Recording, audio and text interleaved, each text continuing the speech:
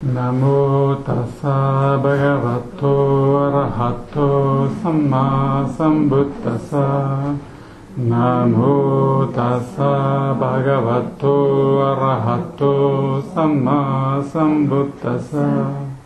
Namo tassa bhagavato arahato samma sambuddhassa. Bonjour. Alors aujourd'hui, nous sommes le samedi 4 septembre 2021. Donc nous allons commencer un nouveau cycle. Et je sais qu'il y a beaucoup de gens qui n'ont pas pu venir aujourd'hui et donc ils m'ont dit qu'ils écouteraient l'enregistrement. Donc c'est un peu particulier parce que cette année, je vous propose vraiment un cycle, une série qui continue. Donc même si on loupe un épisode, on peut écouter sur le site, mais j'aimerais qu'on progresse, qu'on chemine ensemble dans la compréhension et la pratique d'une pratique hyper importante dans le bouddhisme, Anapanasati, la pleine conscience de la respiration. Et donc, je vais d'abord me servir du sutta, Anapanasati Sutta, mais ce sutta il existe dans d'autres suttas aussi, et ça serait bien que vous puissiez le lire. Malheureusement, moi, vous voyez, j'ai pas pu faire de photocopie, c'est pour ça que je suis venu avec mon ordinateur, mais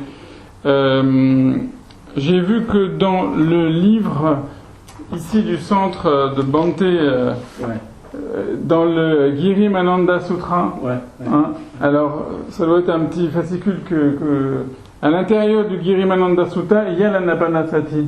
J'ai fait des photocopies pour moi. Donc, si on prend une partie, bien sûr. La partie qui nous intéresse, en fait, elle est là. Et on va la lire, mais je pense que ça fait partie des choses. Il serait bien que, de votre côté, vous puissiez lire ce sutta. D'autre part, il y a quelques prérequis pour suivre cet enseignement, mais c'est des choses, si vous ne les savez pas, on va les apprendre ensemble. Mais ce que j'aimerais, c'est que vous développiez de votre côté aussi l'envie de l'investigation. Je vous rassure, il y aura à chaque fois une partie d'enseignement et après, on va faire une méditation. On va essayer de mettre en pratique ce qu'on aura étudié là.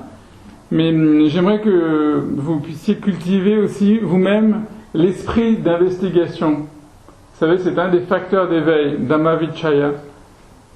Que vous ne soyez pas seulement passif en venant ici et simplement écouter, mais que vous ayez aussi le désir, en dehors, peut-être de faire des recherches, de chercher certaines choses. Et par exemple, il y a un ensemble de notions sur lesquelles je reviendrai souvent. Il faut que vous les ayez en tête. Par exemple, ce qu'on appelle les satipatthana, les fondements de l'attention. L'année dernière, dans notre cycle sur la méditation vipassana à la lumière de Godwin Samararatne, j'ai parlé des 4 satipatthana. On les trouve dans différents suttas. C'est la pleine conscience du corps, Kayanupassana. Vedanupassana, la pleine conscience des sensations, Chittanupassana, la pleine conscience de l'esprit, et Dhammanupassana, la pleine conscience des objets mentaux. Donc, n'ayez pas peur avec tous ces mots pali. J'utilise les mots pali pour une raison très simple, c'est que il existe plusieurs traductions en français, et en anglais encore plus. Et donc, c'est utile de connaître le mot pali, parce que des fois, on ne parle pas de la même chose. Alors que si vous dites, si vous utilisez le mot pali, ah oui d'accord, c'est de ça que vous voulez parler.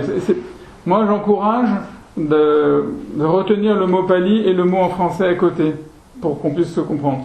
Donc, par exemple, ça va être important d'avoir à l'esprit qu'est-ce que c'est que les 4 satipatthana, les 4 établissements de l'attention. Et ça va être intéressant de savoir aussi quels sont les 7 facteurs d'éveil. Connaître les 7 facteurs, c'est quelque chose de vraiment important dans la tradition. Et je vous laisserai faire des recherches de votre côté, c'est très facile.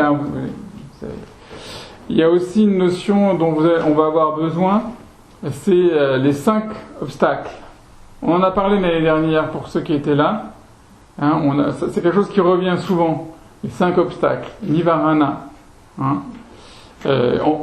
Évidemment, on y reviendra. Mais c'est simplement pour vous dire qu'il y a un certain nombre de notions qui vont nous être utiles cette année dans le cheminement à travers l'Anapanasati.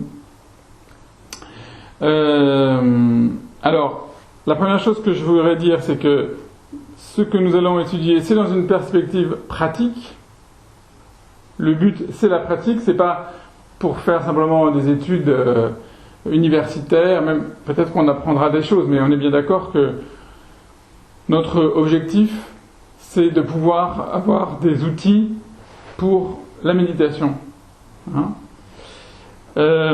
Ensuite, je voulais vous dire que cette pratique, ça n'est pas n'importe quelle pratique, c'est une pratique que le Bouddha lui-même a pratiquée. Donc c'est quand même assez magnifique de savoir ça. Et une première chose qu'on peut dire, c'est que il s'est toujours intéressé à la question de la méditation du souffle, même avant son éveil. Et avant son éveil, si vous vous souvenez de l'histoire, il a eu des maîtres indiens, et il a pratiqué aussi une forme de méditation sur la respiration, mais après son éveil, il a trouvé une forme originale, Anapanasati, qui diffère sur un point essentiel avec la tradition de ses maîtres anciens, c'est que il n'est plus question de contrôle ou de rétention du souffle.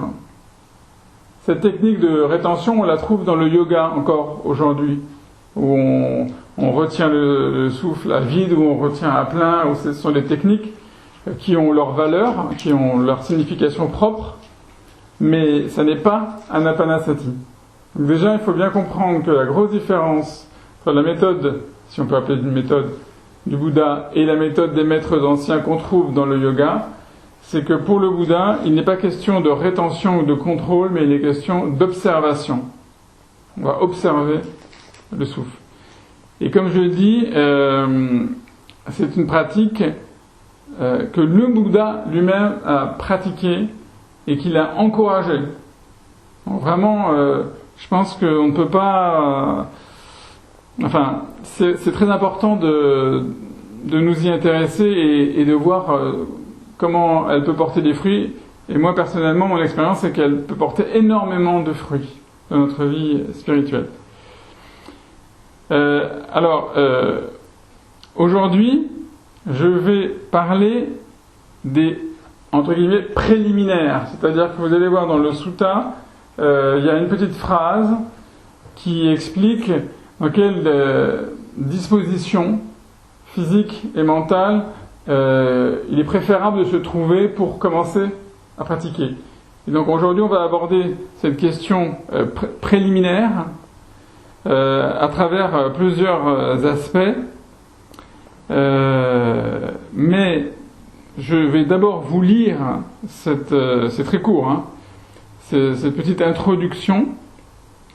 Alors, ce que je vais vous lire, c'est une traduction personnelle que j'ai simplifiée au maximum. Hein. Le méditant, normalement dans le texte dit le bhikkhu.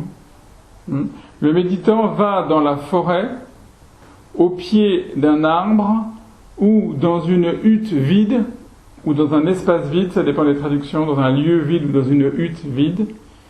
Il s'assied les jambes croisées, le corps posé et le dos droit, l'attention devant lui. Il y a d'autres traductions, mais vous verrez. Lorsqu'il inspire, il sait qu'il inspire. Lorsqu'il expire, il sait qu'il expire. Donc rien que ça déjà, c'est énorme en fait, tout ce qu'il y a dans ces 3 phrases. Hein. Et alors là, dans ce sutta que j'ai trouvé dans le petit livret du Centre bouddhique international, simplement, je vous lis comme ça, même si vous ne connaissez pas le pali, mais c'est intéressant pour retenir les mots. Aranyagato, c'est la forêt. Rukamula, c'est la racine d'un arbre. Sunya garato, dans un lieu isolé, nisidati, il s'assoit. Et voilà. Alors ici la traduction c'est en établissant l'attention en pleine conscience au niveau du nez, devant. Mais c'est tout à fait ça. Mais voilà. Et ensuite cette phrase très importante, so sato va asa sati, sato passa sati. Attentif en pleine conscience, il inspire, attentif en pleine conscience, il expire. Ou inspirant, il sait, j'inspire, expirant, il sait, j'expire. Ça paraît extrêmement banal, hein. Ça paraît extrêmement banal parce que on inspire toute la journée. Donc a priori, on est un peu étonné comme proposition de méditation, hein. Mais en réalité, vous allez voir que plus on va approfondir, plus on va étudier, et puis on va s'apercevoir que c'est extraordinaire et c'est fondamental parce que ça nous ramène vraiment à la chose, à l'instant présent et à une chose fondamentale qui est notre respiration, notre souffle. Alors, je vais dire simplement quelques mots sur ces notes préliminaires, hein, parce que on va voir dans quelle mesure nous qui sommes pas des bhikkhus, comment on va pouvoir pratiquer cela, hein. C'est pas forcément, on va pas pouvoir partir forcément dans une forêt, se mettre au pied d'un arbre ou dans une hutte isolée, bien que on peut toujours faire ça pendant les vacances, on peut toujours partir, se retirer, mais on ne peut pas pratiquer un anapanasati seulement une fois par an, c'est quelque chose qu'il faut qu'on pratique régulièrement. Donc il va falloir qu'on trouve notre forêt intérieure et notre hutte intérieure, il va falloir qu'on trouve les conditions. Alors, dans cette première partie, je vais évoquer différents aspects, ce que j'ai appelé la solitude. Mais attention, il faut entendre ici la solitude dans le sens d'un retrait et non pas dans le sens négatif que peut avoir ce mot en français, parce que le mot solitude a aussi un sens négatif en français. Ici, il faut l'entendre dans un sens positif, hein. Comme le mot isolement, ça a un sens négatif quand on dit je suis quelqu'un, je suis isolé. Mais non, là, il s'agit de s'isoler du bruit. Vous voyez, c'est dans le sens de l'isolation phonique, si j'ose dire, hein. Donc il y a une dimension de solitude, il y a une dimension de posture, et il y a une dimension d'établissement de la pleine conscience. C'est trois choses qu'on a vues là dans le petit texte que j'ai lu, hein. Et il y en a encore d'autres que je vais brièvement aborder qui sont importants. Donc on a vu, dans la première partie de la description, il est question d'une forêt, de la racine d'un arbre ou d'un lieu désert ou d'une hutte vide. Et donc ce sont des lieux qui sont recommandés pour la pratique. Alors je signale simplement que cette recommandation, on la trouve dans d'autres suttas pour d'autres formes de méditation. Donc ça n'est pas quelque chose qui est réservé à Anapanasati. C'est cette formule de retrait, de se mettre au pied d'un arbre dans la forêt, dans un lieu vide, c'est quelque chose qu'on retrouve. Donc c'est quelque chose de prendre au sérieux parce que c'est quelque chose qui a un sens. Évidemment, ça a une raison historique, puisque dans l'Inde, à l'époque du Bouddha, dans l'Inde ancienne, la méditation se faisait d'abord, il faut savoir, régulièrement dans la nature, hein. Et puis se mettre à la racine d'un arbre, sous un arbre, ça s'imposait parce que ça permettait à la fois de protéger contre la chaleur et puis aussi contre la pluie. Donc c'était quelque chose... Et puis le fait de s'isoler du village ou de la ville, du bruit, de l'agitation du monde, c'est quelque chose qui paraît nécessaire pour s'engager dans cette pratique. Alors il y a un autre aspect qui est important, c'est ce que j'appellerais la dimension éthique, on va dire. C'est-à-dire, j'entends par éthique, vertu ou moralité, peu importe le terme que vous utilisez, ce qu'en pali on appelle sila. Vous voyez ? C'est-à-dire que c'est quelque chose d'important parce que y a des gens qui peuvent vouloir pratiquer la méditation, mais en ayant en fait une conduite totalement passionnée, non vertueuse, immorale, etc., et qui s'imaginent qu'ils vont pouvoir progresser dans la méditation. Alors, entendons-nous bien, il ne s'agit pas d'être un saint pour pouvoir commencer à faire la méditation, parce que sinon on ne commencera jamais. Hein. Mais d'un autre côté, il faut quand même une certaine préparation morale. Parce que si vous allez, par exemple, dans une forêt, vous retirez dans un lieu isolé, et que vous n'avez pas cette préparation, à ce moment-là, ce qui va se produire, c'est que toutes les passions qui sont en vous, toutes les formes de désir, d'attachement, quelle que soit la forme d'ailleurs, ça peut être le désir sensuel, mais ça peut être aussi la colère, ça peut être justement les 5 obstacles, il va falloir que vous les ayez en tête, parce qu'on va en parler souvent. S'il n'y a pas un minimum, on va dire, un minimum de préparation, à ce moment-là, vous ne pourrez pas pratiquer, parce que toutes les passions vont vous assaillir, très vite. Et vous serez dans l'incapacité même de vous asseoir, quand vous allez commencer à pratiquer, toutes ces passions vont surgir et elles vont être un obstacle pour vous. Donc il y a quand même la nécessité d'une base morale. Hein. Et ça, normalement, si vous êtes bouddhiste et vous pratiquez les 5 préceptes, vous avez cette base. Mais même si vous êtes chrétien ou si vous êtes d'une autre religion et que vous avez un minimum de sens éthique, vous avez cette base. Hein. Mais c'est quand même important de dire que il y a cette dimension éthique dans l'approche de cette pratique. Hein.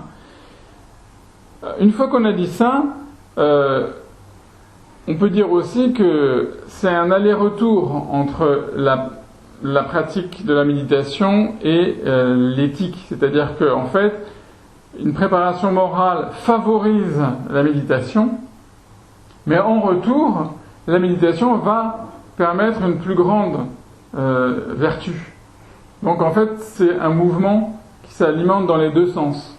Donc on n'est pas obligé d'attendre d'être parfait pour commencer à méditer, sinon on ne commencerait jamais. Hein.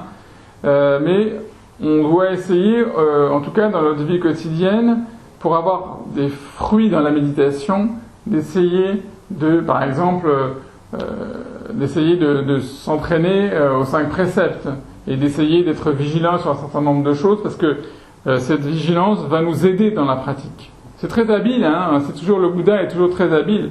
Il ne nous dit pas, ce ne sont pas des commandements, il ne nous dit pas fais ceci parce que c'est bien ou parce que c'est mal. Le Bouddha nous dit faites ceci parce que c'est bien pour vous, pour votre bien. Vous allez voir que si vous pratiquez cela, vous pourrez méditer, et parce que vous pourrez méditer, à ce moment-là, vous pourrez vous libérer. Donc il y a un mouvement entre sila, comme vous savez, la vertu, samadhi, la méditation au sens large, et panya, la sagesse. En fait, les 3, on a besoin des 3. Hein. Si vous avez que panya, la sagesse, uniquement, alors vous êtes comme les grands savants, les grands philosophes occidentaux qui sont très très sages, mais qui n'ont pas forcément de vertu et qui ne pratiquent pas la méditation. Si vous n'avez que la méditation, vous pouvez être comme certains pratiquants qui font de la méditation toute la journée, mais en fait qui n'ont aucune connaissance, qui ne savent pas où est-ce qu'ils vont et qui n'ont pas de vertu.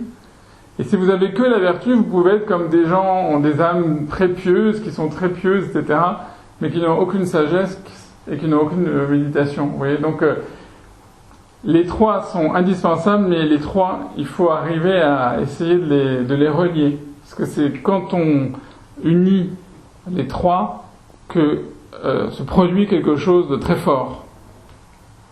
Et donc tout ça, ça fait partie des préliminaires de la méditation en général et de la méditation de Anapanasati.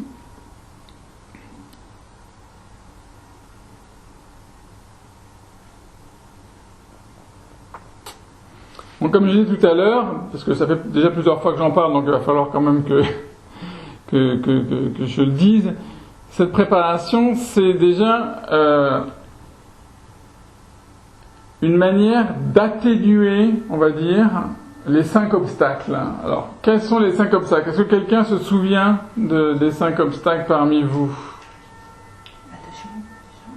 Alors, les 5 obstacles, c'est vraiment quelque chose de très précis. Ce que vous dites est tout à fait vrai, hein. Mais par 5 obstacles, on entend 5 choses vraiment définies dans la tradition Theravada. Le vol. Alors ça, vous êtes dans les préceptes. C'est pas tout à fait ça. Là, je vous parle des 5 obstacles. Obstacle, ça veut dire c'est vraiment sur le chemin, vous avez quelque chose qui vous empêche d'avancer. C'est ça un obstacle. Et donc, dans la tradition Theravada, on dit qu'il y a 5 obstacles. La colère. Alors, la colère, c'est un.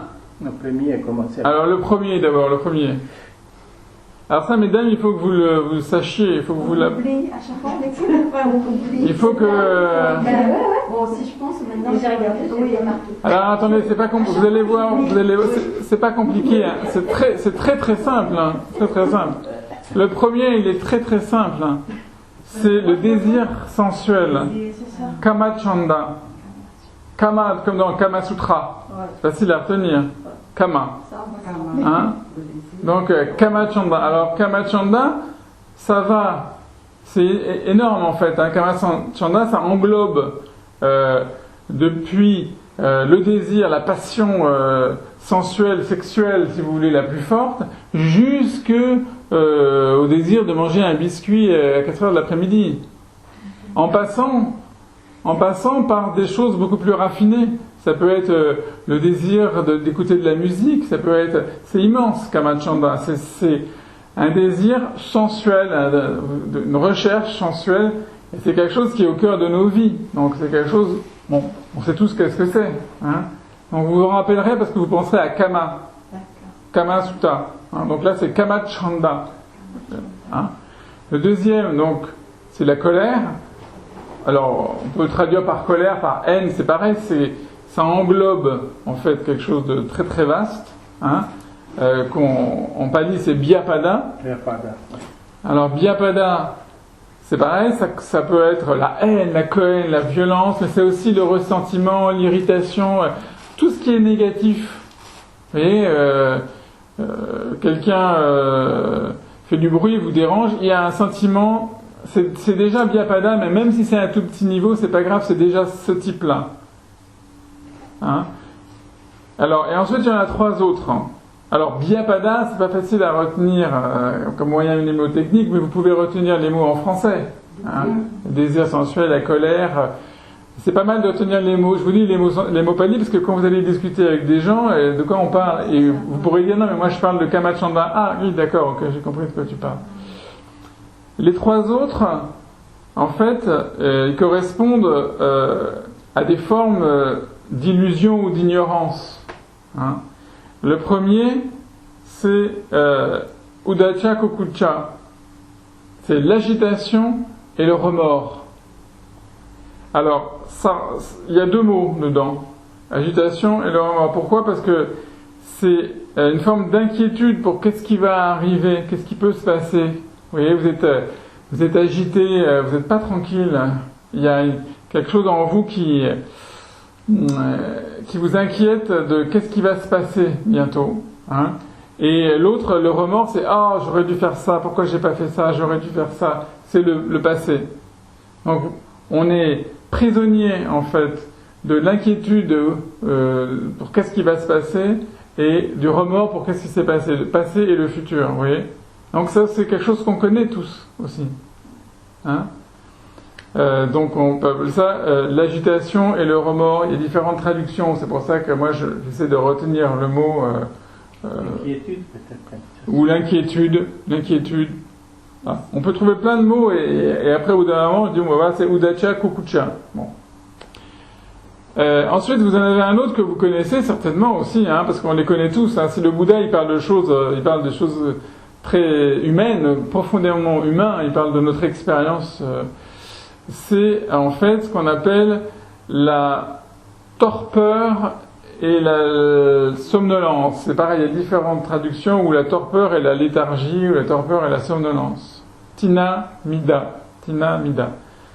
C'est ce moment où vous commencez à...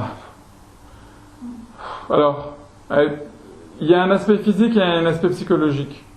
L'aspect physique, vous êtes fatigué, vous avez trop travaillé, vous commencez à... Vous n'arrivez plus à comprendre de quoi on parle, vous n'arrivez plus à suivre, vous n'arrivez plus à pratiquer par exemple la méditation parce que vous ne pouvez plus vous concentrer, vous ne pouvez plus être attentif. Et il y a un aspect psychologique aussi, une sorte d'ennui. C'est ennuyeux. Le ras-le-bol. Le ras-le-bol, c'est quand il y a eu trop de choses et qu'on explose, alors que dans Tinamida, c'est pas ça, c'est quelque chose, on s'effondre à l'intérieur, vous voyez, c'est pas une explosion. À la limite, l'explosion, c'est mieux parce que au moins il se passe quelque chose. Alors que Tinamida, c'est pas ça, c'est une sorte d'effondrement qui conduit à la somnolence, hein, qui conduit au sommeil, à s'endormir, à s'ennuyer, et finalement vous vous traînez chez vous et finalement vous vous mettez dans votre fauteuil, puis vous allez sur votre chaise, puis vous allez sur votre lit, et puis rien ne vous intéresse, et la seule chose que vous avez envie de faire, c'est de dormir, vous n'arrivez même pas à dormir. C'est terrible. Alors vous vous relevez, vous allez sur votre fauteuil, vous essayez de lire un livre, mais ça vous ennuie. Alors, ouais. C'est assez terrible, hein, et c'est quelque chose qui peut avoir une forme légère, qu'on connaît tous, et puis ça peut avoir une forme lourde, qu'on appelle la dépression. Donc c'est comme tous les 5 obstacles, ils englobent un ensemble énorme de réalités. Hein, mais à chaque fois, ils ont quand même une saveur particulière. On voit bien le désir, l'aversion, et puis là on a l'agitation et le remords, et là on a cette somnolence, cette torpeur incroyable. Et puis le dernier, Vicikiccha, c'est le doute. Alors, traditionnellement, on dit que c'est le doute sur le Bouddha, sur l'enseignement du Bouddha, sur la capacité de la Sangha, c'est assez négatif. Hein. Mais en fait, moi je pense que c'est pareil, c'est comme les autres obstacles, ils englobent un vaste champ. Hein. Vous pouvez douter du Dhamma, mais vous pouvez aussi douter de vous. C'est un problème psychologique aussi de douter de soi tout le temps. Mais vous pouvez aussi douter des autres, de vos amis, vous pouvez manquer de confiance. Et vous savez, sans arrêt dans votre vie, si vous n'avez pas confiance, c'est terrible, hein, aussi. Hein. Donc voilà. C'était une petite parenthèse, excusez-moi, sur ces 5 obstacles, mais je vous invite vraiment à essayer de les noter, même chez vous, vous demandez à Bhante, il vous donnera la liste, ces 5 obstacles, vous notez le mot en pali, le mot en français ou dans votre langue d'origine, pour bien comprendre, et essayez de les retenir parce que vous verrez que vous pouvez les observer dans votre vie quotidienne et dans la méditation. En fait, vous pouvez dire, tiens, ça, c'est Kamachandra, ça c'est Tinamida, ça c'est Uddhacca Kukucha, ça c'est... Vous verrez que c'est intéressant de les objectiver et de les connaître parce que c'est avec eux qu'il va falloir travailler. Et que si vous les voyez pas, en fait, ils vous contrôlent, c'est ces obstacles qui vous manipulent en fait, et vous n'êtes pas conscient de leur présence. Et dans l'Anapanasati Sutra, Anapanasati, la pratique, un des objectifs, ça va être de les atténuer, et si possible, même pourquoi pas les éliminer. Bon, les éliminer, là, ça nous conduit on avance vers la libération. Hein. Le Bouddha, c'est quelqu'un qui a supprimé totalement les 5 obstacles, et encore bien plus, même ce qu'on appelle les entraves, mais on va pas en parler aujourd'hui, mais il a éliminé complètement ça, il s'est complètement libéré de ça. Donc, comment ? Eh bien, par la pratique de la méditation, et entre autres par la pratique de cette forme de méditation. Donc c'est intéressant de savoir quel est le but et quelles sont les choses... Ça c'est l'aspect négatif, mais on verra l'aspect positif, on verra qu'il faut cultiver des choses positives, qu'on appelle les facteurs d'éveil. On va y revenir aussi. Alors, je vais dire quelques mots importants parce que c'est quelque chose que vous allez rencontrer quand vous pratiquez, ou que vous rencontrez déjà quand vous pratiquez la méditation, ce qu'on appelle les perturbations, au sens large. Au sens large. Évidemment, je prends l'exemple le plus simple, c'est le bruit. Hein. J'en avais parlé l'année dernière à propos de Godwin Samararatne, parce que Godwin Samararatne, en fait, il explique la différence entre un son et un bruit. Je ne sais pas si vous vous souvenez de cette différence entre le son et le bruit. Hein? Il est évident que quand on lit le texte de Sutta, on voit que le but de se retirer dans la forêt, au pied d'un arbre, dans un lieu isolé, loin du village, évidemment, c'est essayer de se mettre dans les meilleures conditions possibles pour éviter des perturbations. Donc, si vous pouvez le faire, tant mieux. Hein. On sait que le Bouddha aimait beaucoup, et le Bouddha et ses disciples étaient connus pour leur amour du silence, de la quiétude. Et vous savez qu'il avait un célèbre disciple qui s'appelle Anathapindika, un disciple laïque très riche, qui en fait a offert de l'argent pour construire un monastère pour le Bouddha dans un lieu qui s'appelle le bosquet de Jeta, dont il est souvent question dans les suttas, justement parce que c'était un endroit très silencieux, parce qu'il savait que le Bouddha aimait le silence, la quiétude, etc. Bon, donc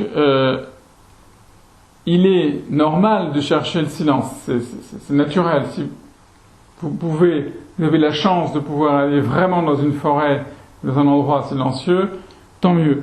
Mais il faut bien comprendre que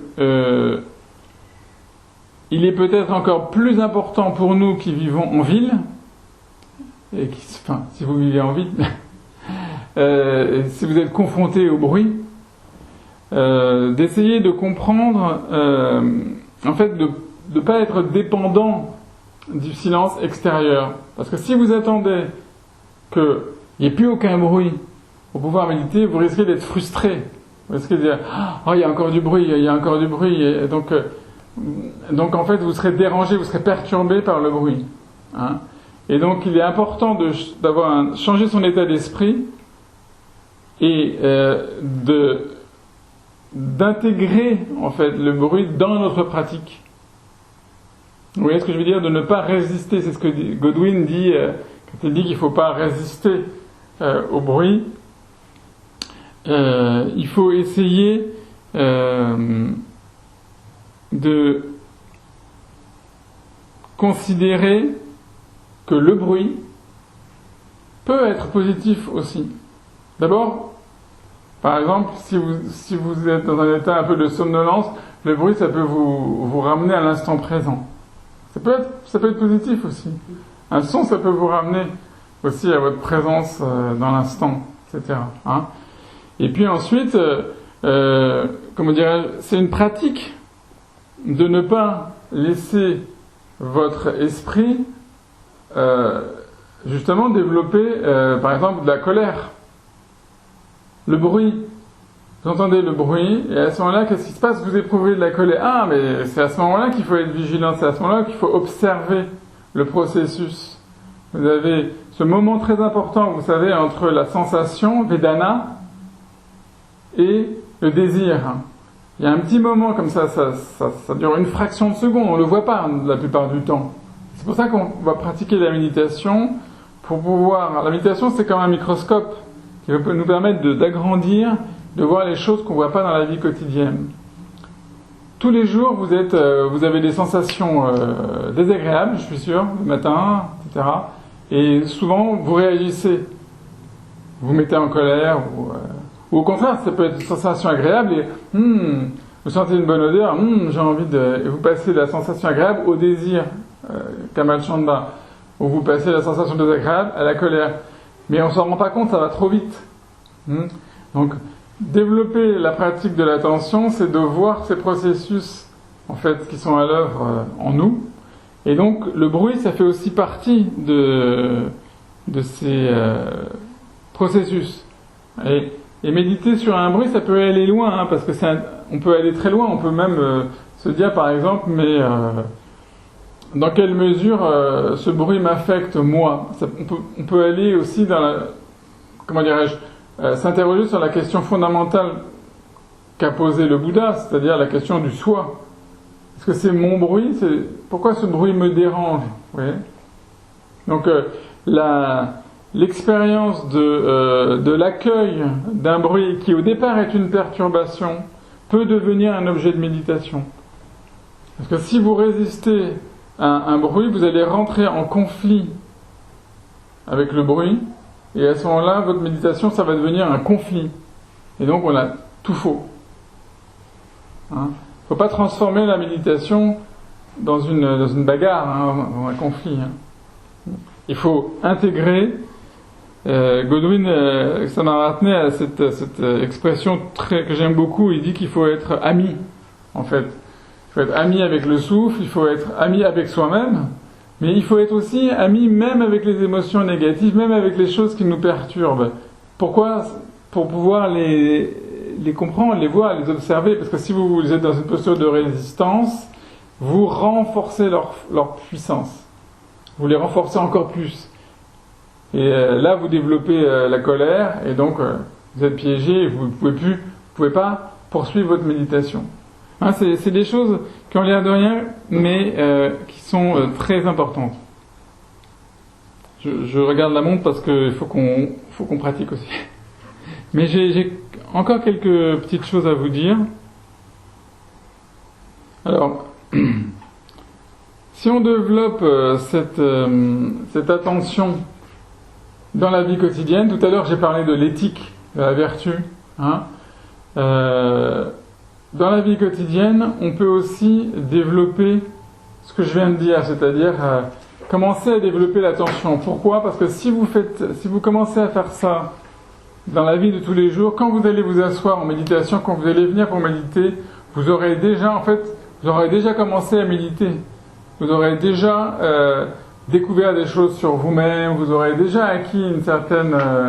En fait, n'attendez pas le moment de la posture formelle, n'attendez pas le moment simplement de vous asseoir pour méditer. En fait, toute la journée, vous pouvez déjà commencer en étant attentif à votre corps, à vos sensations, à vos états d'esprit, vous pouvez déjà pratiquer. Et si vous développez cette qualité d'écoute, d'attention, ça va renforcer votre pratique formelle. Ce que j'appelle la pratique formelle, je veux dire, quand on est assis dans la salle de méditation. Hein.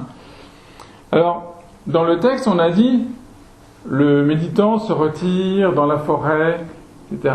Bon, si on ne peut pas se retirer dans la forêt, alors qu'est-ce qu'on fait ?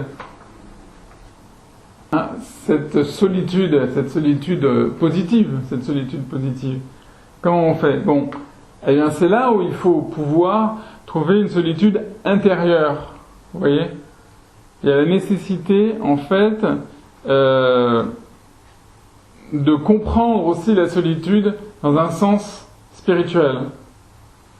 Hein ? Par exemple, au moment où vous allez méditer, vous pouvez vous dire, je ne peux pas partir dans une forêt, je ne peux pas partir dans un lieu isolé, alors je vais laisser mes soucis, mes préoccupations, mes responsabilités, toutes les choses qui me tracassent dans la vie, toutes ces choses-là, momentanément, on va mettre entre parenthèses et je vais les laisser en dehors de la pièce où je médite. Vous voyez ? Ça ne veut pas dire que vous allez régler vos problèmes. On n'a pas la prétention de régler les problèmes. On dit, pour l'instant, pour cette période de méditation, s'il vous plaît, vous pouvez vous adresser à vos soucis, à vos problèmes. Je vous demande de rester dehors. Et c'est ça aussi la solitude intérieure. Vous ne pouvez pas sortir, mais vous pouvez faire ce travail. Et puis, vous verrez, après, vous retrouverez vos soucis. Ne vous inquiétez pas, ils vous attendront à la sortie. Mais peut-être que vous les retrouverez avec plus de force, plus de finesse, parce que comme vous aurez médité entre-temps et que vous aurez atteint une certaine clarté d'esprit, alors peut-être que vos soucis, vous pourrez commencer à en résoudre quelques-uns, vous serez surpris. Vous voyez ? Donc, il y a un texte, justement, il y a un texte, un sutta dans le Digha Nikaya qui parle d'un roi, justement, qui disait à ses propres pensées de sensualité, de mauvaise volonté, de ne pas pénétrer à l'intérieur. Alors, J'ai pas la référence exacte, je pourrais la retrouver, mais c'est intéressant. Et nous, c'est pareil, on doit être comme ce roi. On doit laisser à l'extérieur tous nos pensées.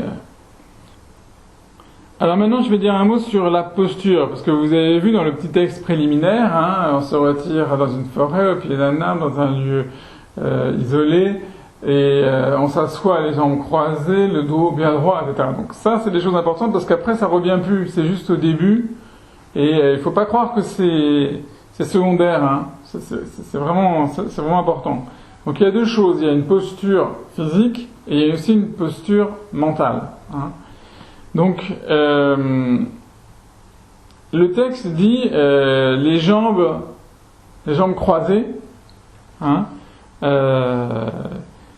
et ça montre quand même que ce texte, enfin, l'Anapanasati Sutta, là, cette pratique de la pleine conscience de la respiration, ça montre que c'est quand même une pratique qui a priori se faisait assis. Ça ne veut pas dire qu'on ne peut pas la faire en marchant, mais au départ, tel que nous dit le texte, il nous dit qu'on s'assoit dans une position et on fait cette pratique. C'est quand même une indication, parce que dans la tradition Theravada, il y a plein de formes de méditation différentes, et celle-là, elle requiert a priori de s'asseoir dans une certaine posture. Alors, je ne sais pas ce que pense Bhante Shandaratana, on n'a pas discuté de ça. Moi, je pense qu'on n'est pas obligé de pouvoir faire la posture du lotus. Hein. Il n'y a pas beaucoup d'occidentaux qui peuvent la tenir, ou même si vous la faites, vous allez la tenir pendant quelques minutes, et après vous allez avoir tellement mal que de toute façon, ça serait insupportable. Si vous avez l'habitude d'être assis déjà avec les jambes croisées, c'est bien. Vous pouvez avoir différentes postures comme celle-ci ou d'autres postures que moi je pratique, etc. Mais je dirais que c'est pas le plus important. Ce qui est important, c'est d'avoir une stabilité, une certaine stabilité. C'est pour tenir le corps droit. Voilà, absolument. Parce que si vous êtes dans une posture instable, là, pour l'instant, on parle, hein, donc pas d'inquiétude. Mais je veux dire, pendant la méditation, si vous avez une posture qui est pas stable, vous pourrez pas vraiment, à un moment donné, vous verrez c'est nécessaire pour franchir certaines étapes. Donc la posture a quand même une importance. Parce qu'il y a certaines personnes qui disent mais non, c'est pas grave, vous pouvez vous mettre n'importe quoi. Oui et non, il faut faire attention. Je crois qu'il ne faut pas négliger l'importance de la posture, d'une bonne posture. Et alors moi j'ai tendance à penser que le sutta le dit explicitement. Hein, il faut avoir le dos droit. Alors après, chacun prend son interprétation, et puis il y a des gens qui ont mal au dos, et puis tout doit être adapté en fonction des possibilités de chacun. Hein. Et moi j'ai tendance à penser que c'est pas mal d'essayer d'avoir le dos droit. Et à la limite, il vaut mieux être sur une chaise. Si on a trop mal aux jambes, il vaut mieux être sur une chaise chez soi avec le dos droit, plutôt que d'être complètement tordu, le dos complètement abaché, etc. Mais c'est à la fois mon point de vue personnel, mais c'est aussi ce qui est écrit dans le sutta. Donc,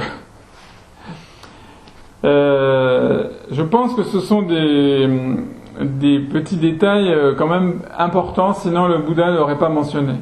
Il n'aurait pas dit qu'il faut s'asseoir, les jambes croisées, le dos droit.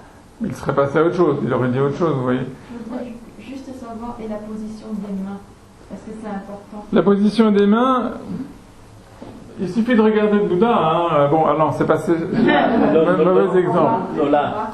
Voilà. La main gauche, la main droite sur la main gauche. La main droite sur la main droite sur la main gauche. Voilà. Vous regardez toutes les images du Bouddha, vous verrez qu'il est comme ça.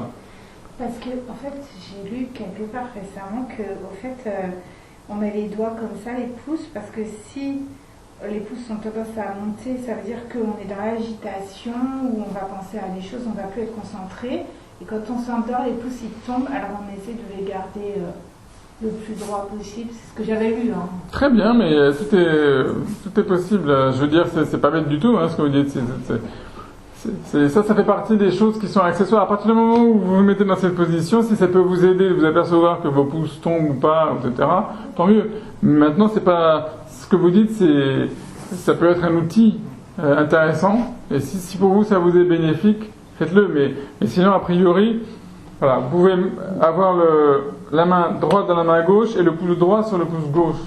Ça. Et puis vous laissez tranquille et vous vous en occupez pas. Après, il y a tout un tas de sortes de mudras, etc. Mais la méditation de base, vous verrez que la plupart des images du Bouddha, quand il est dans cette posture de méditation, il est comme ça. Hein. Vous savez qu'on peut méditer debout aussi. Il ne faut pas être dogmatique. Il ne faut pas dire ça doit être comme ça et c'est pas autrement. Non. Mais la posture de méditation de base, le Bouddha, il est comme ça. Il n'y a pas... Ensuite, il faut adapter à ce qui vous convient. On peut avoir des problèmes de santé, mais a priori, c'est quand même la meilleure. Et pour nous, les Occidentaux, comme on a souvent du mal, c'est vrai que le coussin, c'est important. Parce que grâce au coussin, vous pouvez vous surélever un tout petit peu et vous pouvez avoir le dos droit. Les personnes en Asie ou même au Sri Lanka, etc., qui ont l'habitude de s'asseoir par terre, ils peuvent arriver à avoir le dos droit sans avoir besoin d'un coussin. Mais pour nous, c'est beaucoup plus difficile. Donc, le fait d'avoir un coussin, choisissez la hauteur qui vous convient. C'est des choses qu'il faut expérimenter. Une posture qui est stable, le dos qui est droit, j'insiste vraiment là-dessus. Vous êtes dans des bonnes conditions. Parce que si vous commencez à pratiquer un anapanasati en vous mettant comme ça, ou je sais pas comment, etc., comme les Romains dans un banquet, ça va être dur. Ça va être très très dur. Après, quand vous serez arrivé, quand vous serez un arahant ou un Bouddha, vous pourrez vous mettre la posture comme ça. Mais au début, il vaut mieux éviter, je pense. Alors une autre chose que je voudrais évoquer, toujours dans les préliminaires, qui peut nous aider, c'est de se motiver aussi. Parce que des fois, c'est pas facile de toujours se motiver pour méditer. Et pour se motiver, on peut aussi cultiver une pensée altruiste. Je m'explique. Vous pouvez utiliser mentalement une petite formule, c'est à vous de la trouver, à vous de l'imaginer. Par exemple, je donne un exemple, puissais-je progresser sur la voie de la libération pour mon propre bénéfice et pour celui des autres? Vous voyez? Ou alors, que cette méditation soit bénéfique autant à moi-même que pour les autres. Vous trouvez la formulation, mais c'est l'idée que vous avez une aspiration dans laquelle vous englobez aussi les autres.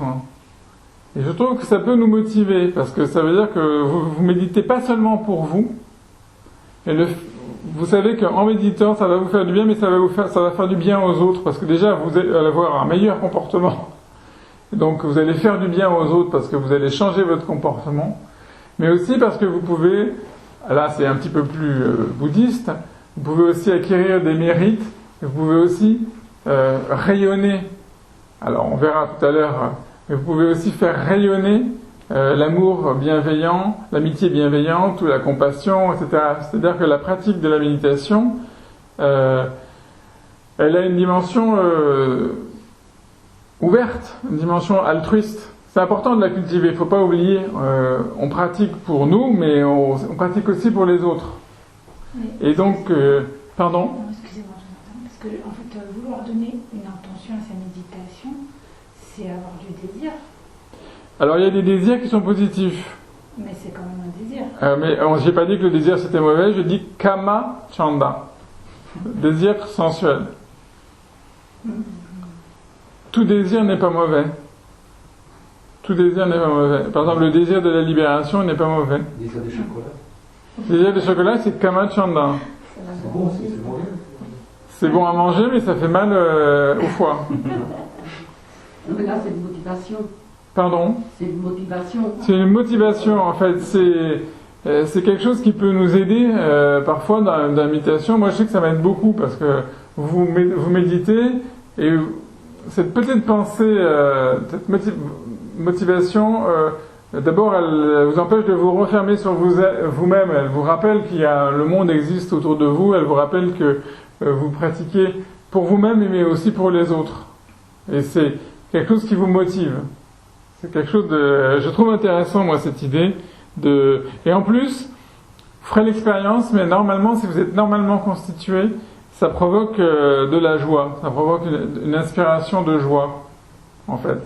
Vous développez quelque chose de joyeux, en fait, par cette motivation. Parce que c'est quelque chose d'altruiste, c'est quelque chose de bénéfique, c'est quelque chose de sain. Et ça suscite quelque chose de joyeux. Vous allez voir que la joie, on va beaucoup en parler, hein. C'est pas pour tout de suite, mais on va beaucoup en parler.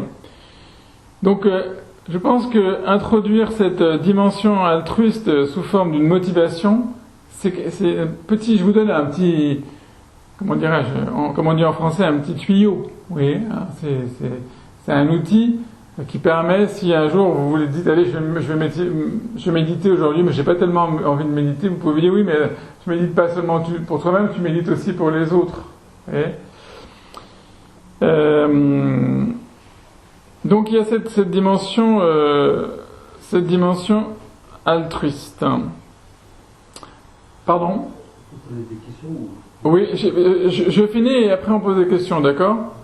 Alors je reviens un tout petit peu à la posture corporelle parce que oui, un truc que je voulais dire sur la posture corporelle, avoir le dos droit. Hein, ça veut pas dire être hyper tendu. Hein. Donc ça aussi, il faut trouver la voie du milieu. Hein. Vous allez être complètement comme ça, puis vous allez être comme ça. Hein, donc, alors, la difficulté, c'est qu'il faut trouver être droit, mais pas tendu. Ça demande de la pratique. Hein. C'est pas comme ça, et c'est pas comme ça. Donc, il faut trouver. Vous allez voir, en fait, votre colonne vertébrale, elle doit être bien droite, mais elle doit pas subir une tension. Sinon, d'ailleurs, vous allez voir que au bout de 10 minutes, vous allez commencer à avoir des douleurs horribles dans le dos parce que c'est trop tendu. Mais par contre, si vous êtes détendu, vous allez aussi avoir mal dans le dos au bout d'un certain temps. Parce que c'est le fait d'avoir le dos droit, vous allez muscler votre dos progressivement, hein, pour renforcer. Vous allez voir. Le fait d'avoir votre dos droit, ça va vous permettre de méditer plus longtemps. Et ça va vous permettre d'éviter la somnolence. Parce que si vous n'avez pas le dos droit, si vous êtes comme ça rapidement, hop, Tinamida. Hein? On dirait un nom de chanteuse, c'est pas Tina Turner, c'est Tinamida. Hein? C'est la torpeur et la léthargie. Si vous êtes comme ça, vous allez voir, ça vient très très vite. Surtout s'il fait chaud, voilà, s'il fait trop chaud, si vous avez bien mangé avant, la digestion, tout ça, paf. Alors que si vous avez le dos bien droit, sans tension, ça vous aide vraiment, vraiment. J'insiste parce que il faut pas négliger. Il y a des traditions qui, comment dirais-je, qui mettent trop l'accent sur la posture, qui en font une sorte d'idole. Par exemple, dans certaines branches du bouddhisme zen, c'est la chose qui compte uniquement, c'est la posture. Vous avez une posture, et puis si vous n'êtes pas droit, il y a quelqu'un qui passe avec un bâton et qui vous donne des petits coups pour vous dire attention, c'est comme ça, relève-toi, non, la tête c'est comme ça, non, c'est comme ça, c'est comme ça. Ça rigole pas, hein, c'est Kyosaku. Bon, ça c'est la traduction du bouddhisme zen. On est vraiment branché sur la posture, mais ça a des bons côtés. Moi j'ai pratiqué zazen, j'ai appris avec eux ça, et ça a des bons côtés. Simplement après eux, quand ils disent que la posture c'est l'éveil, non, là ça me paraît un peu excessif. Vous voyez, la posture c'est pas l'éveil, la posture c'est un outil pour l'éveil. Donc, mais néanmoins, moi je trouve que c'est quand même très important de ne pas négliger. Et je dis ça parce que souvent dans le Theravada, il y a beaucoup de laïcs qui ne se soucient pas du tout de la posture. Et je trouve que c'est dommage. Parce qu'il suffit de regarder toute l'iconographie du Bouddha, vous verrez jamais le Bouddha comme ça. Vous verrez que même quand il marche, quand il est dans les statuaires birmanes, thaï ou même sri-lankaise, vous verrez la tenue. Il y a une tenue debout ou quand il est assis, il y a toujours une tenue. C'est pas simplement parce que c'est une majesté, c'est pas simplement parce qu'il est beau. Il y a une raison aussi. Parce que dans sa posture, il y a un enseignement. Quand vous regardez une belle image du Bouddha, vous regardez le Bouddha, mais vous regardez aussi le Dhamma. Parce que son enseignement, sa posture est est là. En fait, le Dhamma est dans le Bouddha. Donc c'est intéressant de voir qu'il y a un enseignement même dans la posture. Voilà. Donc, je vais terminer et puis on va prendre quelques questions. Donc, il y a la posture physique et il y a la posture mentale. Donc, de même que, si vous voulez, il faut régulièrement essayer, parce que si votre méditation, je ne sais pas combien de temps vous méditez, si vous méditez, il faut essayer. Moi, je pense que quand même, pour des laïcs, on peut quand même arriver à méditer une bonne demi-heure. Hein. Après, avec l'entraînement, on peut méditer un peu plus. On peut aller jusqu'à 40 minutes, 45 minutes, puis après, on peut aller jusqu'à 1 heure même. Mais déjà, si on médite... allez, 30 minutes, mais attention, il faut mettre un réveil, parce que sinon, vous, intérieurement, vous dire, bon, allez, ça suffit, j'ai suffisamment médité. Non, il faut vous dire, je vais méditer 30 minutes, et puis, vous lâchez pas tant que vous n'avez pas entendu la sonnerie. Même si vous êtes en train de dormir, ou si vous en avez ras-le-bol, etc., vous allez faire, c'est important, parce que ça, c'est aussi une vertu qu'il faut développer de détermination. Donc vous vous engagez à faire une méditation pendant 30 minutes, essayez. Mais n'essayez pas trop, essayez en fonction de vos possibilités. Si vous pensez que vous pouvez faire que 20 minutes, vous vous engagez à faire que 20 minutes. Mais à ce moment-là, vous allez faire les 20 minutes, vous voyez ce que je veux dire ? Ne vous fixez pas quelque chose que vous ne pourrez pas tenir, parce que sinon vous allez vous condamner vous-même, et donc ça va entraîner. Mais dites, bon, est-ce que je peux tenir 20 minutes ? Et j'essaye. Ben oui, en fait, je peux super bien tenir 20 minutes. Donc la prochaine fois, est-ce que je peux tenir une demi-heure ? On essaye. Puis à ce moment-là, on met le réveil ou le montre et on tient. Et vous verrez qu'au début, les dernières minutes, parfois, elles sont insupportables parce que vous avez mal à la jambe ou ceci, cela. C'est pas grave. Entraînez-vous ça parce que vous vous renforcez à la fois physiquement, mais vous vous renforcez aussi mentalement. La pratique de la méditation, c'est une discipline. Si vous la pratiquez, c'est exactement comme si vous apprenez le violon. Au début, si j'arrive et je vous donne un violon et je vous dis, est-ce que tu veux bien me jouer un petit peu des œuvres de Paganini ? Non, vous savez pas comment tenir l'archet, vous savez pas comment tenir le violon, vous savez pas lire une partition. Mais pourtant, il y a des gens qui finissent par jouer des œuvres de Paganini au violon, ça existe. Ils ont appris le violon. Donc, il faut considérer que la méditation, c'est l'art des arts. C'est le plus bel des disciplines. C'est comme si vous appreniez un instrument de musique. Vous voyez ? L'instrument de musique, c'est vous. Et la musique, c'est la musique du silence. Mais il faut quand même accepter quand on apprend un instrument de musique, il y a quand même des petites contraintes. Si vous ne faites pas des gammes tous les jours, un petit peu, vous n'y arriverez jamais.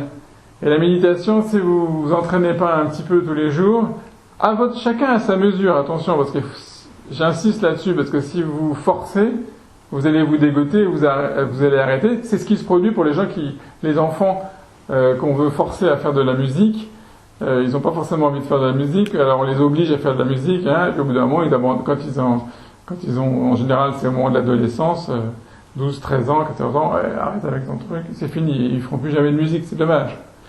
Donc nous, on est aussi un peu comme des enfants ou des adolescents, et il faut aussi se connaître soi-même, il faut avoir la finesse de l'habileté avec nous-mêmes, vous voyez ? On est amis avec nous-mêmes, on n'est pas des tyrans. Dis, qu'est-ce que tu peux faire ? Est-ce que tu peux méditer pendant 20 minutes ? Ouais, d'accord, ok, bon, allez. T'es d'accord ? On va méditer pendant 20 minutes. Top là.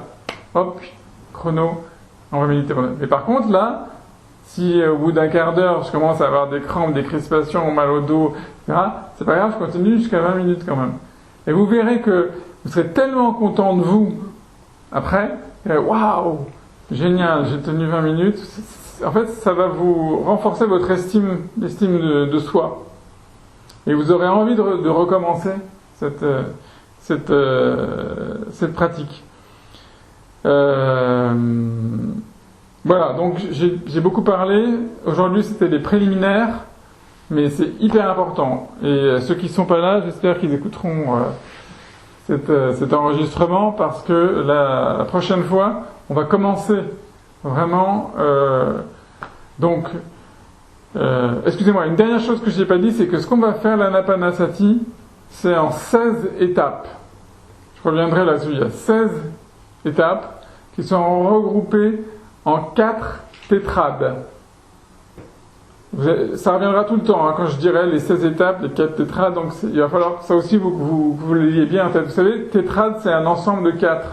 Ça vient du grec, tétra. 4 tétrades, 4, 4, 4, 4, ça fait 16. Donc on va parcourir 16 étapes qui sont regroupées en 4 tétrades. Vous verrez. Et c'est pas un hasard d'ailleurs, les 4 tétrades, ça correspond aux 4 établissements de l'attention, Satipatthana.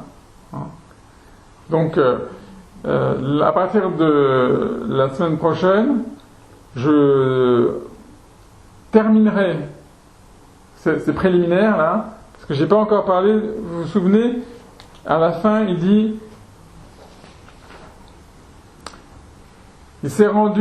un moine s'est rendu dans la forêt au pied d'un arbre ou dans un lieu isolé, s'assoit, après avoir croisé les jambes, gardant son corps bien droit, il établit l'attention en pleine conscience au niveau du nez. Ou d'autres traductions qui disent qu'il établit son attention devant. Donc il me reste encore cette dernière phrase là, l'établissement de l'attention. Donc la semaine prochaine, je parlerai de l'établissement de l'attention. C'est important parce que l'attention, ça va être le moteur, si j'ose dire, de tout le reste, parce que c'est Sati Patana. Vous avez reconnu dans Sati, le mot Sati. Et ensuite, après, on va commencer l'itinéraire des 16 étapes. Voilà. Donc, monsieur, vous avez une question à poser. Oui, merci pour l'enseignement. Est-ce que le Bouddha dissocie les différents moi comme Freud le suggère, c'est-à-dire le moi, le non-moi, le surmoi? Parce que le moi qui a faim, c'est mon estomac. Le moi qui ne veut pas manger, c'est mon intellect. Mais le moi qui aime le chocolat, c'est mon cœur. Et c'est pareil pour les relations humaines. Je veux aller vers cette personne parce que mon cœur n'est pas, mais mon intellect dit non, c'est parce qu'elle est déjà en couple, etc. Est-ce qu'il y a différents moi, Bouddha, il dissocie ou non, il y a une unité? Alors, donc d'abord, je vais vous répondre, mais c'est une question très intéressante, mais c'est pas tout à fait dans le sujet.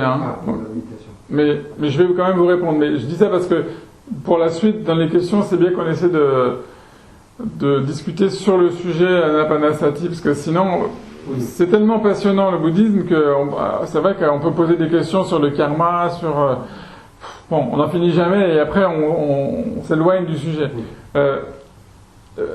Pour répondre à votre question, on pourrait répondre de différentes manières, mais si je voulais être un petit peu direct, un peu rapide, je vous dirais que une des notions fondamentales du Bouddha, c'est qu'il n'y a pas de soi.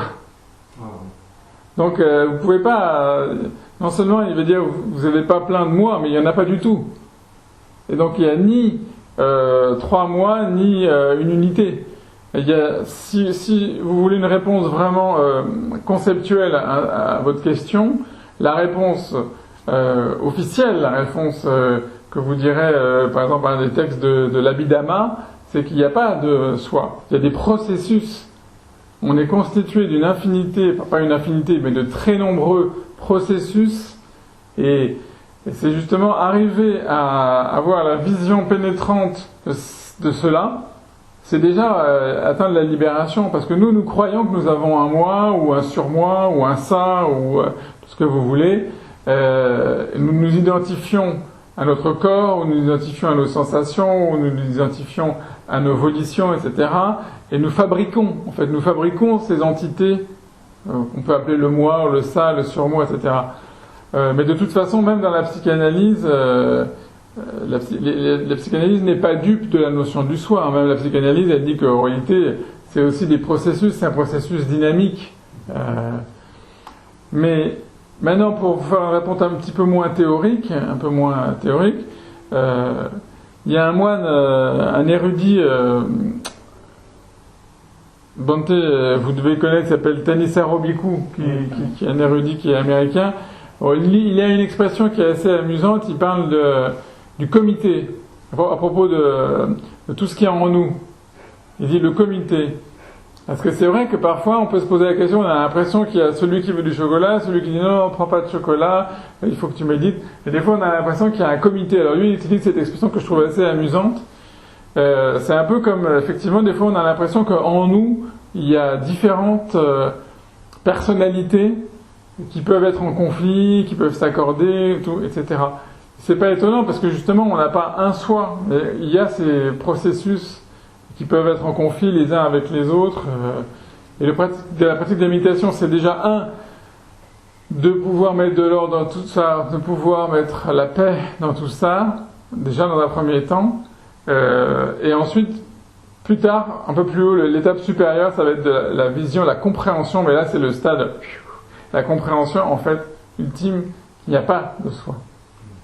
Mais il faut y aller progressivement. On a d'abord besoin, pour traverser le fleuve, vous avez besoin d'un radeau.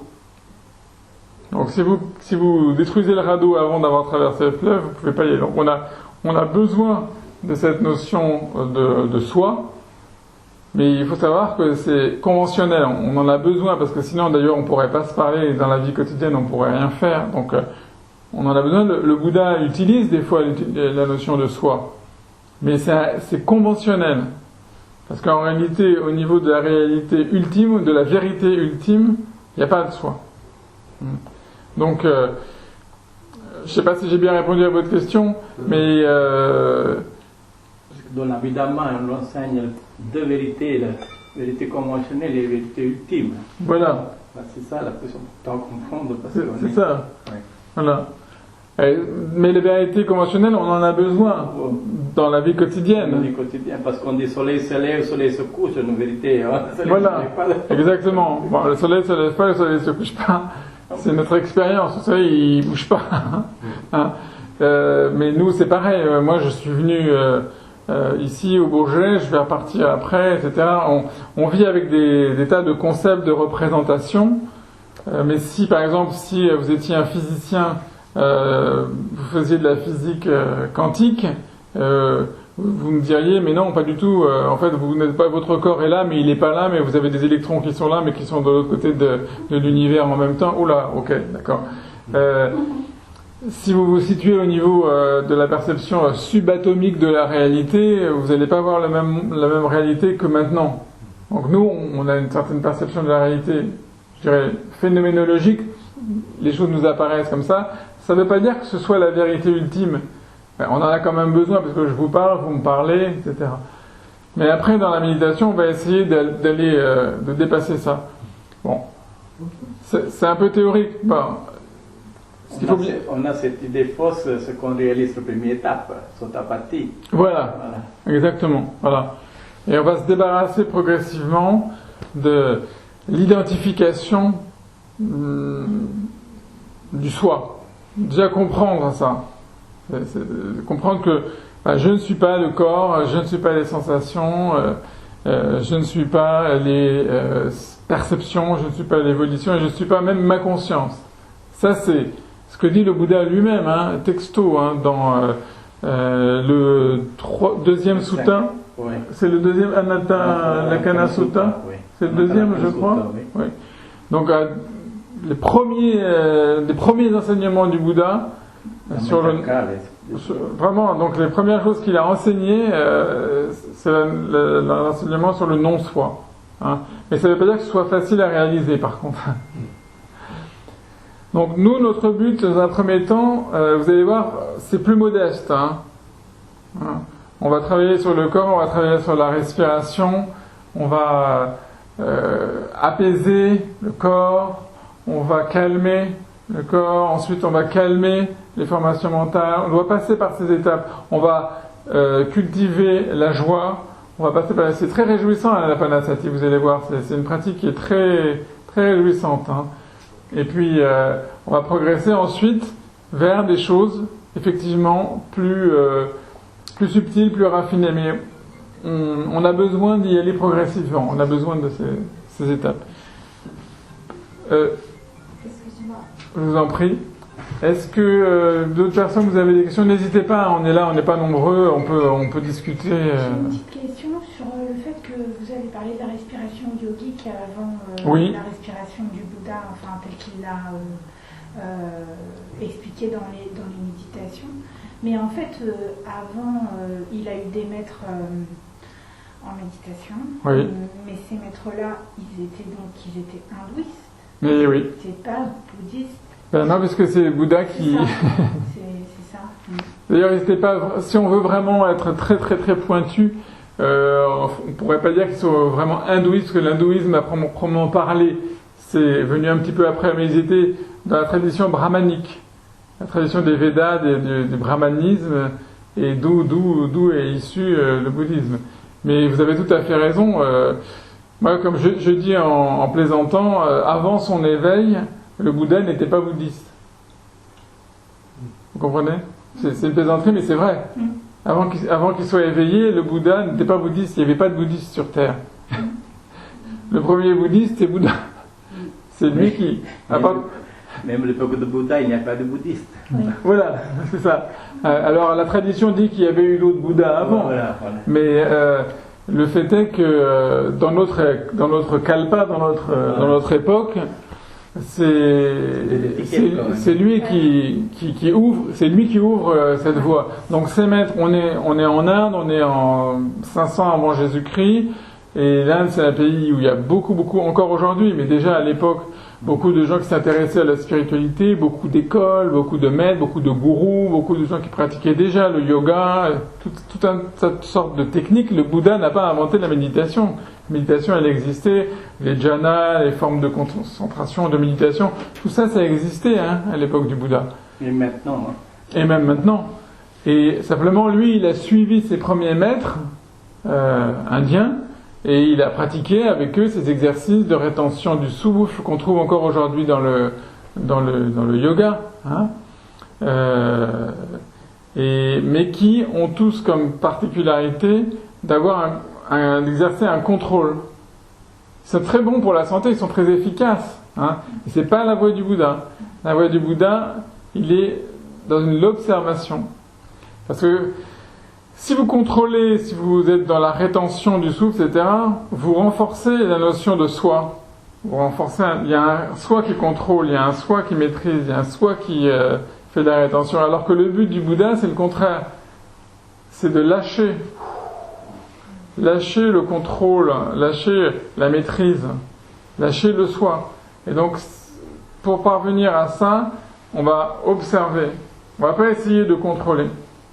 Et d'une manière générale, dans la pratique du bouddhisme, on retrouvera toujours ce principe de l'observation, ou la contemplation, ou l'observation attentive des phénomènes.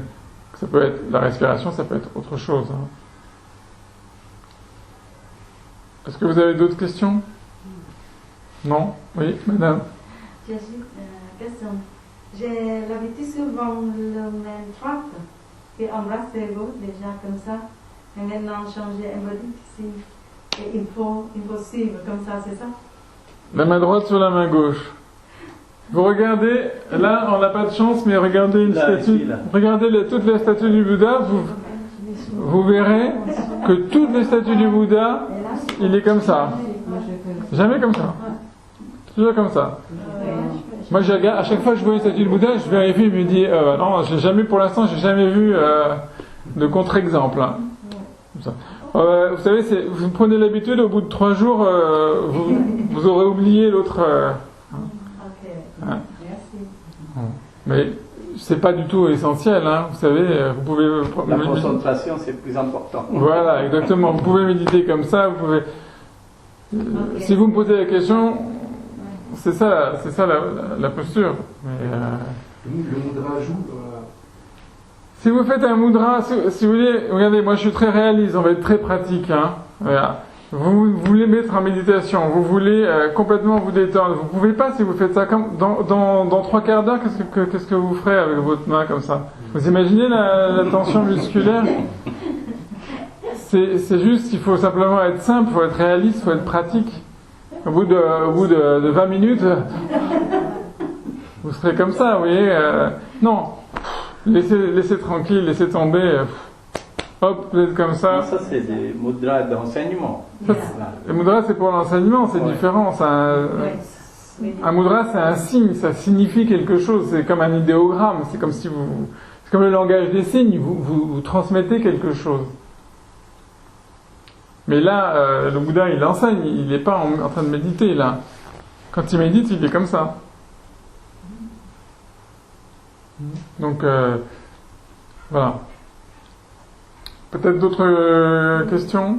Juste, à quel moment de la journée c'est le mieux de faire la méditation? Est-ce qu'il y a une heure de la méditation? Ouais, est-ce qu'il y a une heure où on Des est mieux? préférences. Alors, si vous demandez à des moines, ils vont vous dire c'est très très tôt le matin, la nuit. C'est vrai parce que 4 heures du matin? non mais parce que en fait tout le monde dort. Tout le monde dort, c'est super calme. Si vous vous réveillez à 5 heures du matin, il y a un truc incroyable, même en plein Paris. C'est calme. Et vous avez l'impression que tout est. Et donc votre esprit aussi est. Bon. Après, il faut y arriver à se lever à 5 heures du matin. Ça dépend qu'est-ce que vous faites, si vous êtes retraité ou si vous travaillez, etc. Donc, il faut être réaliste. C'est toujours pareil. Moi, je pense qu'on peut prier le matin et le soir. En fait, on peut, méditer à n'importe quel moment. En fait, il n'y a pas vraiment de moment pour méditer. Ça dépend de votre vie. Quelle est votre vie? Quel est votre emploi du temps? Le matin, tôt, mais c'est à vous de déterminer qu'est-ce que c'est que tôt. Est-ce que tôt c'est 5 heures, 6 heures, 7 heures, peut-être c'est 8 heures? Avant le petit déjeuner? Bon, alors là on parle de choses complètement personnelles et je vous donne un avis totalement personnel. Hein. Je pense que c'est mieux avant le petit déjeuner. Parce que si vous mangez, vous allez faire la digestion pendant votre méditation.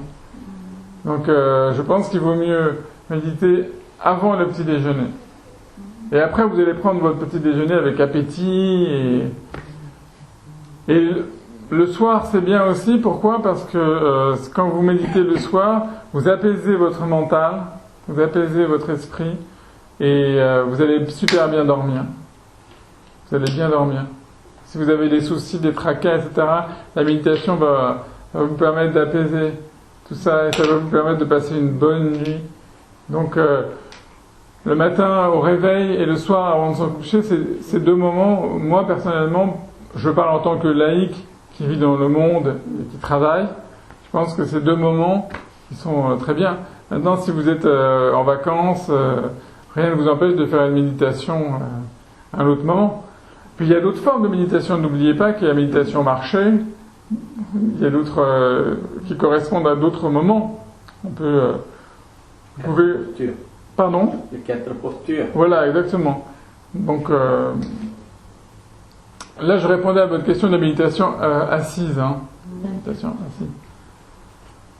Moi, je sais que je médite même en me brossant les dents, en fait. Parce que je suis juste attentive à ce que je fais, même dans la journée quand je travaille, alors que mon esprit d'habitude, il est tout le temps parti. Il pense à autre chose que ce qu'il est en train de faire, ce que mon corps est en train de faire. Et du coup, quand de temps en temps je me ressens sur ce que je suis en train de faire réellement, pour moi, c'est comme une méditation, parce que je sens tout de suite un apaisement, en fait. C'est exactement ça, vous avez entièrement raison, je vous donne entièrement raison. on doit étendre la méditation. La méditation assise, ça nous donne une base. Et ensuite, le but, c'est d'étendre la vie quotidienne, d'essayer toute la journée de développer cette pleine conscience quand on se brosse les dents. Mais dans le Mahasatipatthana Sutta, le Bouddha décrit tous les éléments de la vie quotidienne, y compris quand vous allez aux toilettes. Rien n'échappe à la description de la pleine conscience. Donc ensuite, vous devez développer cette attention, cette vigilance dans la vie quotidienne. Donc vous avez tout à fait raison.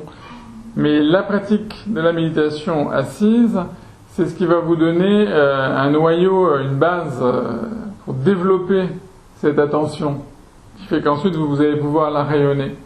Parce que si vous pensez pouvoir appliquer cette attention sans avoir déjà acquis une bonne base pour l'attention, justement, ça risque d'être un peu superficiel. Vous risquez ou alors ça va pas durer très longtemps, vous êtes attentif pendant 5 minutes, puis hop, ce qui est tout à fait normal. En fait, c'est tout à fait normal, parce qu'en fait, notre esprit, il faut être lucide dans la méditation, il ne faut pas se faire d'illusions, il faut être lucide sur soi-même. Il faut savoir que l'esprit, on ne peut pas dompter l'esprit. Il y a quelque chose de tout à fait incroyable. C'est pour ça que le Bouddha a renoncé à l'idée de contrôler. Il a plutôt opté pour l'idée de se désidentifier. Vous voyez ? Par exemple, vous avez des pensées, on va en reparler tout ça, mais vous avez des pensées, bon, alors vous avez des solutions, soit vous allez lutter contre les pensées, je ne veux pas penser, je ne veux pas penser. Ça n'a aucun sens puisque c'est une pensée en plus, quand vous dites ça, quand vous pensez ça. Donc, vous renforcez les pensées. Mais vous pouvez aussi laisser passer les pensées comme des nuages dans le ciel, vous pouvez ne pas vous identifier. C'est là où on arrive à l'idée du non-soi. C'est-à-dire que si vous vous identifiez à vos pensées, c'est vos pensées, elles vous font souffrir, elles vous tracassent, etc. Mais si vous comprenez qu'en fait c'est un processus, que les pensées que vous avez, c'est un processus, en fait, qui vous échappe au même titre que... Est-ce que vous vous occupez de votre digestion ? Non. Vous n'êtes pas là en train de dire, bon, j'ai mangé, allez, maintenant il faut que je digère, je vais digérer la nourriture. En fait, vous contrôlez pas la digestion, ça digère, ça marche tout seul, c'est formidable, il y a un processus qui est en place, naturel de digestion, vous voyez ? Donc il faut arriver à avoir cette idée de à la fois non-appartenance et non-propriétaire. Vous n'êtes pas propriétaire, en fait. C'est-à-dire que je peux manger autant de chocolat que je veux, Non, parce que... Je veux dire, c'est ce concept de non-propriétaire. Mais, oui, mais vous pouvez manger autant de chocolat que vous voulez et vous pourrez avoir autant mal au foie que vous voulez, si vous voulez. Mais... C'est pas moi, c'est pas moi. Mais par contre, il y a de la souffrance. Ce que dit le Bouddha.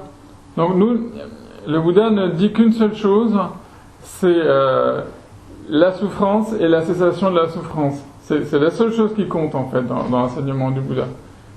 Tout le reste, après, c'est la spéculation, etc. Mais la question, c'est il y a de la souffrance, comment mettre fin à la souffrance ? Et donc, ça passe par comprendre la cause de la souffrance et cheminer pour aller vers la fin de la souffrance. Ça s'appelle les 4 nobles vérités que vous connaissez tous, évidemment.